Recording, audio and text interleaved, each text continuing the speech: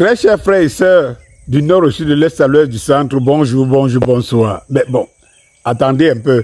J'aime souvent poser des questions pour que, en tant qu'aiguille de conscience, pour que nos méninges, nos cerveaux essayent un peu de réfléchir. Même, parce que même quand on est émotif, on voit des choses par émotion, on perd un peu la raison.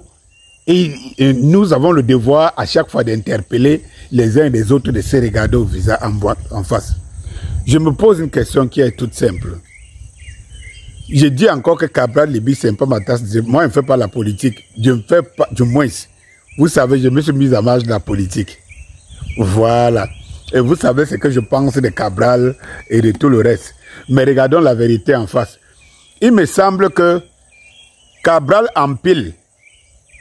Il va au nord, il va au sud, il va à l'est, il va à l'ouest. Il a celui qui présente. On voit les populations, même si c'est en plan serré, on voit quand même les populations du Cameroun. Cabral fait sa campagne au Cameroun. C'est au Cameroun qu'il y aura des élections. On voit quand même les populations le suivre, même à l'ouest, au nord, partout où il passe là. On voit quand même les gens, même si on ne sait pas dans lesquelles conditions ils se lèvent. Et comme je sais que les Camerounais se lèvent un peu sur tout et partout. Mais moi, je ne comprends pas que le parti qui se dit premier parti, que son leader, lui, il va plutôt faire campagne en Europe, en France. Pas en Europe, hein, en France. Parce qu'il n'a jamais d'ailleurs même vu ailleurs qu'en France. Et posez-vous la question pourquoi il n'est qu'à l'aise en France pour faire sa campagne politique. Allez vous poser des questions, de vrai. Je me pose la question, si la campagne se fait au Cameroun ou se fait ailleurs, parce que moi je vois que d'autres, parce qu'il y a même le groupe de Douala, ils tiennent leur réunion, leur machin truc à Douala et tout. Sauf à aller présenter des gens qui se disent aujourd'hui du MRC, partant du SDF. Tiens, j'y viens. J'y viens. Mon jeune frère Alain Tchamo, quelqu'un a dit qu'on lui explique, parce que du coup j'ai l'impression que ces gens sont réglés un peu comme l'horloge ancienne là, où on tournait une manivelle. Je ne sais même pas s'ils ont connu ça. On tournait une manivelle comme ça, crac, crac, crac, crac, crac, crac, crac. Et puis, ça commençait à faire l'horloge, les équipes faisaient tic-tac, tic-tac, tic-tac, tic-tac. Je crois que ça faisait comme ça pendant 24 heures. J'ai l'impression que les hooligans du MRC sont comme ça. Tout, même ce qui est illogique, tout le monde, même l'enfant, pendant qu'il parle, peut lui regarder comme ça, se dire, où est la cohérence? Les gars, ils acceptent. Maintenant, ils sont à nous démontrer que tu peux être du SDF. Tu démissionnes avec je veux dire, l'électorat du SDF. Tu deviens MRC. Avec, je ne sais pas où c'est le lectorat du SDF avec lequel tu pars, ou comment, je ne sais pas, je ne comprends pas le machin. C'est-à-dire qu'au Cameroun, on va tout inventer. Quand ce n'est pas le système en face qui invente et réécrit des lois, c'est ces forces du changement qui disent justement, qui veulent redresser, qui réécrivent les lois. Et c'est la première fois au monde, Denis Scorpio, je jure, devant le très haut, que j'entende qu'en démocratie, quelqu'un peut voter Paul, parce que Paul a une idéologie comme si. Paul prend ces voix-là pour aller dans un autre parti qui se réclame être maintenant le nouveau propriétaire de ses droits et de ses voix. C'est-à-dire que, et je dis, je le répète, ça se passe comme ça devant nous. Tout le monde voit. Si ce parti était même au pouvoir demain, qu'est-ce qui va se passer dans ce pays? Vous comprenez donc que quand on vous a dit ici que si Kamto est au pouvoir, il va légaliser les homosexuels. Vous avez dit non. Voilà des gens qui vous donnent des raisons là où elles ne pouvaient exister. Celles même qu'eux-mêmes ont contesté. Hier, ça dit qu'eux-mêmes avaient contesté des raisons. Et aujourd'hui, ils retournent. Mais tiens, Le monsieur Winini, il en est maître. Aujourd'hui, c'est lui qui vous dit que pourquoi je n'irai pas aux élections.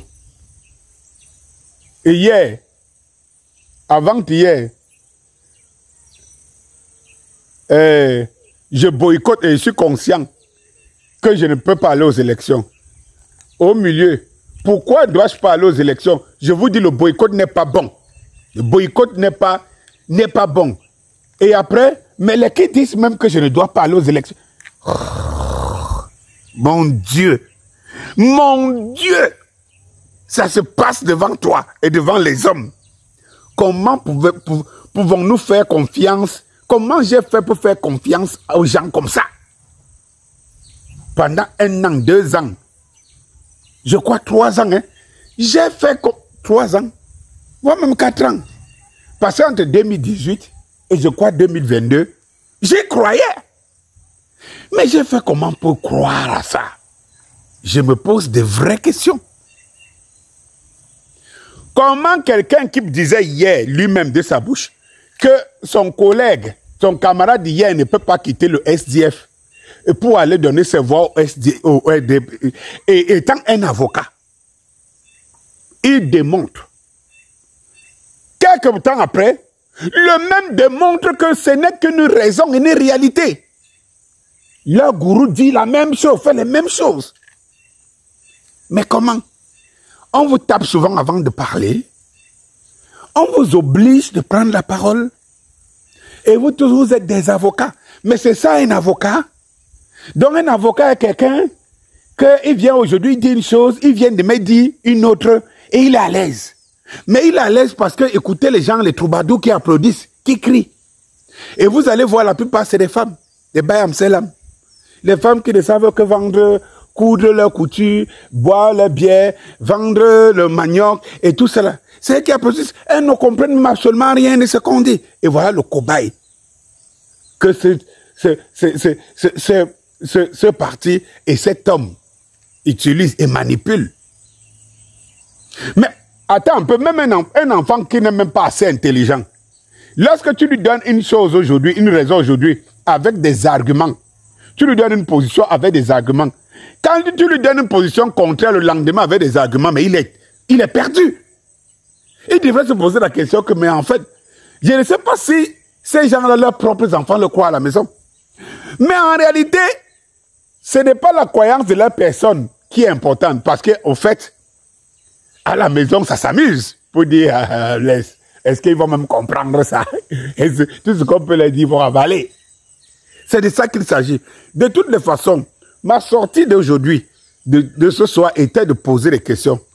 Pendant que je vois les Cabral Libye sur le terrain, en train d'engranger les foules, le MRC, sa part de foule, c'est aller l'engranger en Europe pour venir faire les élections au Cameroun. Moi, je ne comprends pas. Je ne comprends pas. Je ne comprends pas.